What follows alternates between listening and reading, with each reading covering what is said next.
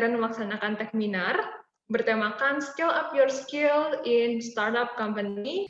Nah, selain kita belajar teori kan biasa kalau misalnya di sekolah, di kampus, atau di tempat lainnya, biasa kita cuma diajarin teori dari buku. Nah, kita sendiri harus bisa nih belajar bagaimana cara ngembangin teori tersebut. Pastinya dengan melakukan praktek. Prakteknya itu dari mana sih? Prakteknya kita bisa, misalnya kita bisa kursus, les, ataupun nambah pengalaman di tempat lain. Contohnya, dengan melakukan program magang. Nah, kayak aku sekarang ini. Jadi, aku sekarang ini lagi magang di Realme. Sebelumnya aku juga pernah loh magang di salah satu perusahaan startup, yaitu seperti Smart Komputer Indo. Nah, selanjutnya, how to maintain your skill. Gimana cara selain kita bisa ngembangin, tapi kita juga bisa mempertahankan skill kita. Cara mempertahankan skill kita, yaitu kita bisa lakukan praktek secara terus-menerus. Kita misalnya yang tadi aku bilang bahasa, selain cuma dari les, bahasa itu perlu banget dipraktekin. Bersama misalnya, kita harus latihan dari, misalnya kita suka banget nih nonton film, kita bisa belajar dari film-film Mandarin misalnya. Yang suka banget film Korea, itu juga bisa loh sambil nonton film, juga pelajarin bahasanya. Nah, selain itu kita bisa praktek sama orang asing, misalnya ada temen yang di luar negeri, kita bisa tuh sering-sering ngobrol sama mereka, jadi kan bahasa kita juga kepake. Nah, selanjutnya di sini aku mau ingetin, yang tadi setelah kita pelajarin, kita harus nentuin progresnya. Jadi nggak cuma misalnya nggak cuma belajar sebentar doang tuh, kita juga bisa belajar mulai susun progresnya, perkembangannya tuh kayak gimana sih, skill apa aja yang udah bisa kita catat. Misalnya write it down di jurnal kalian. Nah, kalian harus bikin step by step-nya. Kalau misalnya kita nggak tulis, suatu ketika kita nggak tahu progres kita udah sampai mana. Jadinya kemungkinan besar kita akan lupa dan ngulang lagi jadinya. Seperti itu.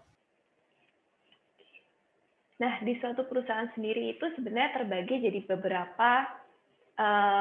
beberapa bagian yang membuat suatu perusahaan berjalan. Ada finance, ada marketing, produk, operation, legal atau hukum, teknologi apabila itu adalah sebuah perusahaan startup, dan business development. Nah, saya sendiri saat ini saya memegang posisi business development.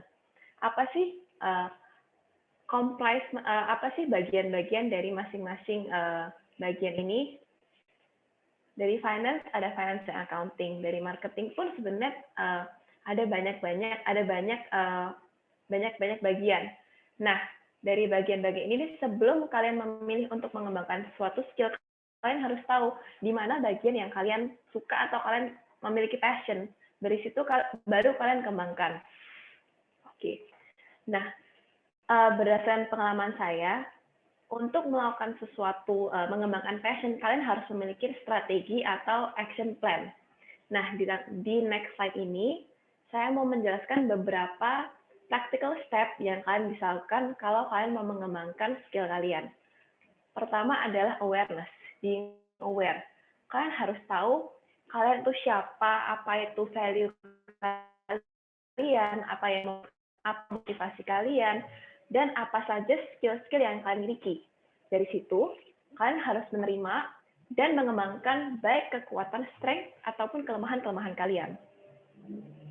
Dari situ, kalian harus mulai memiliki cara atau memiliki visi untuk kalian kembangkan. Kalian harus set goal untuk kalian sendiri, dan apabila kalian sudah kerja di suatu perusahaan, kalian harus memiliki visi yang sesuai dengan perusahaan.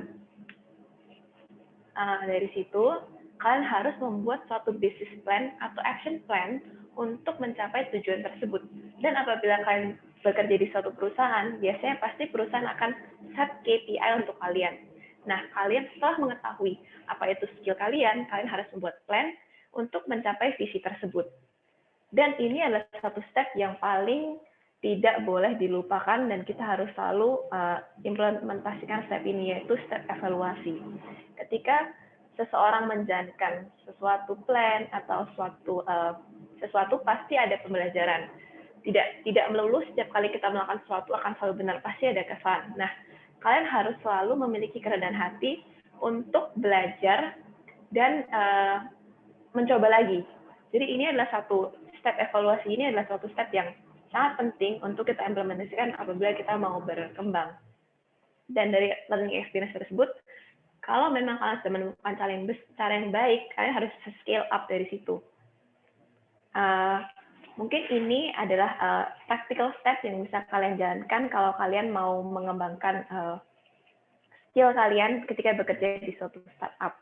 Tools to analyze. Sebenarnya ada banyak banget lebih dari yang bisa saya paparkan di presentasi ini, tools-tools yang kita lakukan dalam melakukan data analisis. Yang paling common digunakan itu adalah SQL, SQL, itu di banyak perusahaan pasti menggunakan SQL gitu. Terus juga ada Excel ada yang paling basic, terus kemudian ada Power BI dan juga pivot terakhir. Nah, untuk tools-toolsnya sendiri sebenarnya ada plus minusnya, dan yang pasti semua tool yang kita gunakan ini memerlukan particular skill gitu. Jadi kita butuh banget nih buat menguasai skill-skill di bawah ini kalau teman-teman berminat untuk menjadi seorang data analis gitu. Cuma apa perbedaan paling dasarnya mungkin lebih ke kebutuhan perusahaan dan juga seperti SQL ataupun Power BI itu ada tools-nya yang berbayar gitu dan ada juga yang gratis. Jadi pemakaiannya itu lebih tergantung kepada kebutuhan perusahaan sendiri. Nah, yang terakhir adalah type of data analysis. Type of data analysis ini yang pertama jenis-jenisnya adalah descriptive analysis, yaitu tell us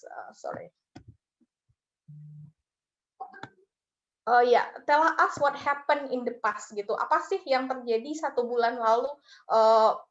Jadi mengajak kita untuk membaca data tentang apa trennya di bulan lalu pada mungkin tahun lalu atau sebelumnya gitu. Terus postmortem analysis kita analisis lagi dengan postmortem analysis ini, descriptive analysis ini kita bisa lihat nih dia tuh berhasil apa tidak atau bagaimana plus minusnya semua ada terpapar dan terdeskriptif di dalam descriptive analysis ini. Dan summary in monthly or weekly report. Jadi dengan summary atau summary di monthly atau weekly report ini kita juga bisa lihat semua datanya, semua gambaran perusahaan pada saat itu seperti apa. Nah, yang selanjutnya adalah predictive analysis. Predictive analysis ini dengan membaca data tadi kita jadi tahu nih apa sih yang akan terjadi pada 1 bulan ke depan gitu. Karena trennya itu kan memang dynamic, tapi pasti kita sudah bisa baca gitu apa yang akan terjadi selama beberapa bulan ke depan gitu. Dan juga kita bisa lakukan dengan combine all the analytical tools yang tadi kita bisa combine Excel dengan pivot atau SQL, kita juga bisa combine untuk dapat data yang lebih akurat lagi.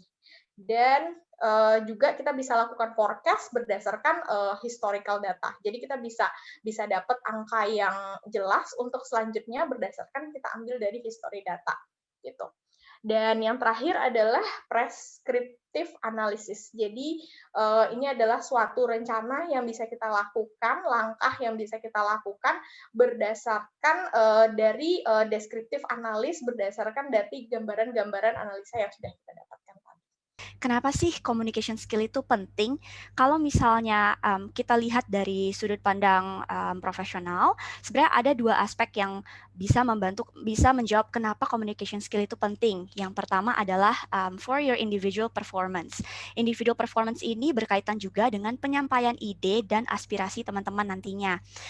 As you know, kalau misalnya looking untuk kerja di sebuah startup, ada beberapa aspek atau nilai dari individu yang biasanya kita cari. Salah satu, mungkin aku akan mention 3 traits yang menurut aku penting untuk dimiliki.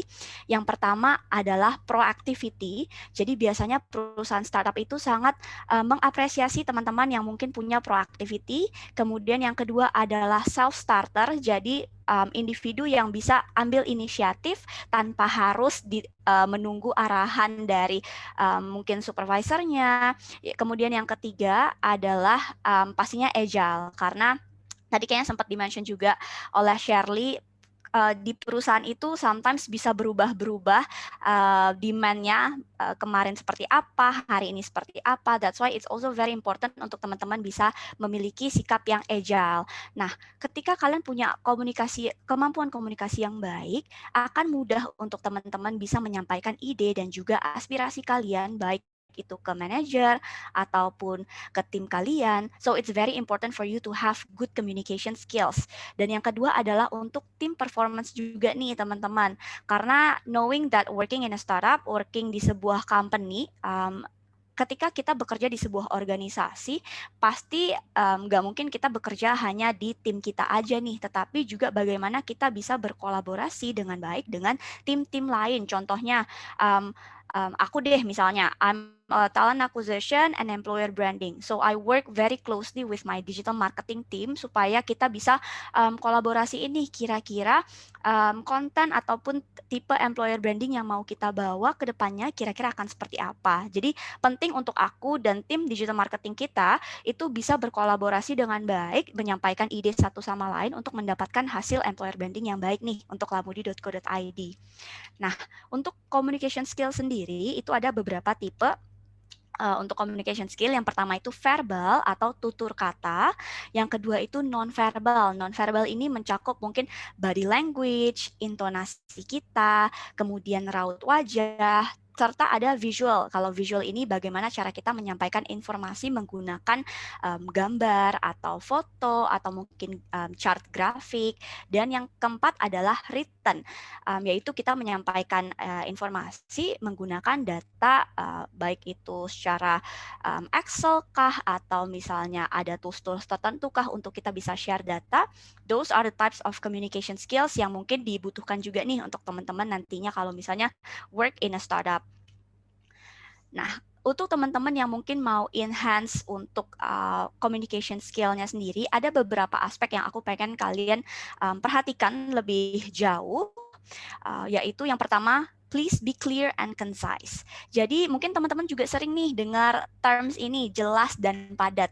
Ketika kita berkomunikasi dan ingin menyampaikan sebuah informasi, please make sure that informasi yang akan kalian sampaikan itu jelas dan padat supaya ketika lawan bicara kalian itu mendengarkan informasi kalian, mereka tahu, oh sebenarnya informasi yang disampaikan oleh si A ini apa sih sebenarnya. Kemudian active listening. Jadi active listening di sini bukan cuma sekedar mendengarkan untuk teman-teman bisa langsung, oke, nanti aku tahu nih mau bales atau jawabnya seperti apa. Bukan sekedar mau menjawab aja, tetapi menggunakan active listening itu kalian dengerin dulu informasi apa sih yang mau disampaikan oleh si lawan bicara kalian. Kalian serap informasinya, kemudian kalian jadi tahu, oh aku harus menjawabnya seperti apa, balasan apa nih yang bisa aku lontarkan ke lawan bicara aku nantinya. Kemudian, take time to respond. Ini berkaitan juga dengan active listening tadi. Ketika kita mendengarkan, jangan buru-buru setelah mendengarkan dapat informasi langsung, oke, gue tahu nih mau jawab apa, saya tahu nih mau jawab apa. Tapi setelah kalian dapat informasi, kalian susun dulu informasi tersebut di kepala kalian, kemudian kalian pikirkan, oke, respon yang tepat dan respon yang baik untuk informasi yang sudah kalian terima itu kira-kira seperti apa. Kemudian body language, ketika kita sedang berkomunikasi dengan orang lain, coba perhatikan body language kita. Jangan sampai ada yang lagi ngobrol, ada yang lagi menyampaikan informasi penting, ketika let's say settingnya pekerjaan, tapi kalian malah sibuk let's say main handphone. Atau misalnya dia lagi ngobrol, tapi kamu malah lihat ke arah lain misalnya. Kalau misalnya kalian do that, kalian nggak bisa menyerap informasi mereka secara optimal. Takutnya nanti mereka juga merasa kayak, kok lawan bicara aku tidak merespek komunikasi kita ya, gitu.